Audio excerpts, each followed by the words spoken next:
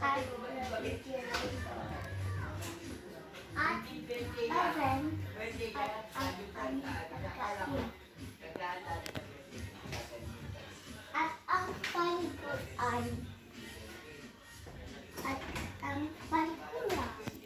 At sa hilagang baginan bahay, makikita ang washing machine na ginagamit sa panlaga at pintuan namin para sa